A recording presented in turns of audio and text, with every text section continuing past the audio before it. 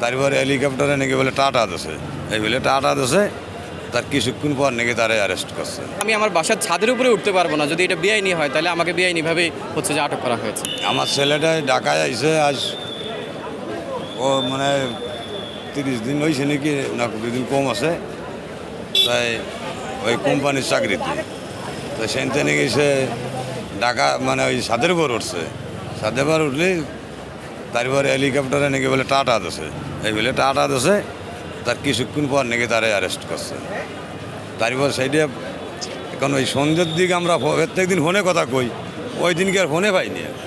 তারপরে পরে মালিককে ফোন দিলাম, মালিককে ফোন দিলে মালিক বলে হয় তাকে ধরে নিয়ে গেছে, তারা আসে থানায়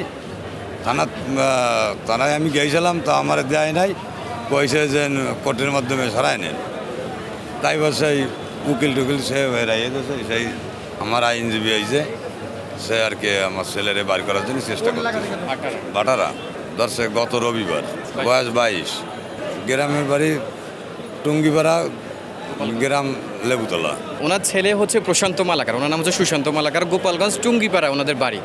তো ঘটনার দিন সে হচ্ছে তার বাসা ছাদের উপরে, মানে ভাটারা থানাধীন, সে ওখানে থাকে, ছাদের উপরে সে হেলিকপ্টার দেখেছে, সঙ্গতবশত সে কৌতূহলবশত সে হচ্ছে হাত দিয়ে টাটা দিয়েছে, কিছুক্ষণ পরে তাকে অ্যারেস্ট করা হয়েছে। এই ঘটনাটি আমি শুনতে পেরেছি ওনার মাধ্যমে।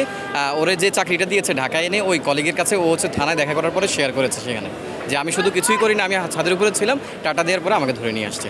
তো আজকে আমরা বিজ্ঞ আদালতে জামিন প্রেয়ার করেছি, সেখানে আমরা আমাদের সংবিধানের 36-এর আর্টিকেল 36-এর কথা বলেছিলাম যে every citizen shall have the fully rights to move through out the Bangladesh.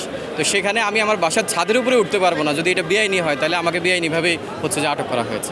তো এইটা আমি বললাম, কিন্তু জামিন আবেদন নামঞ্জুর করা হয়েছে।